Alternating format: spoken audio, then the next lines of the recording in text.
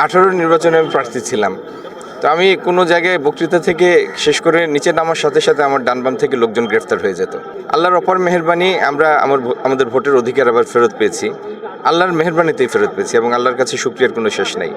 আমি আশা করব এই ফিরে পাওয়া অধিকারটির সঠিক চর্চা করে আগামী দিন গণতান্ত্রিক ভিত্তিকে আমরা এখানে দৃঢ় করব এই দেশে, এবং আমাদের আগামী দিনের প্রত্যেকটা নেতৃত্ব আমরা এমনভাবে নির্বাচিত করব যারা দেশের প্রতি, গণতন্ত্রের প্রতি শ্রদ্ধাশীল, কমিটেড, এবং তারা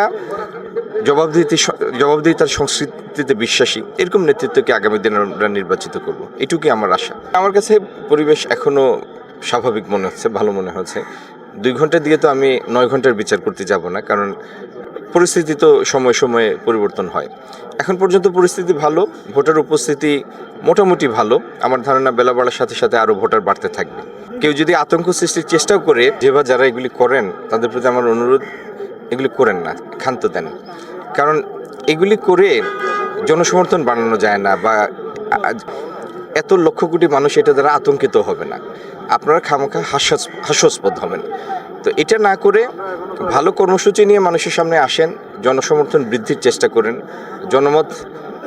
জনগণের আস্থা অর্জনের চেষ্টা করেন। আর এগুলি করে সমর্থন তো বাড়বেই না, বরং সমর্থন কমবে, এবং এতে মূল প্রক্রিয়াটি বাধাগ্রস্ত করতে পারবেন না, কিন্তু মানুষের একটা বিরক্তির কারণ হয়ে থাকবেন। যে আমি সিলেটের জন্য কি করতে চাই সেটা আমি মানুষের কাছে তুলে ধরেছি। আবার জাতীয়ভাবে বিএনপি আগামী দিন কিভাবে দেশের মধ্যে পরিবর্তন আনতে চায় সেটাও আমরা তুলে ধরেছি, এবং মানুষের সাড়া পেয়েছি। আমার বিশ্বাস সেই সাড়ার প্রতিফলনটা আমরা ভোটের ক্ষেত্রেও দেখব।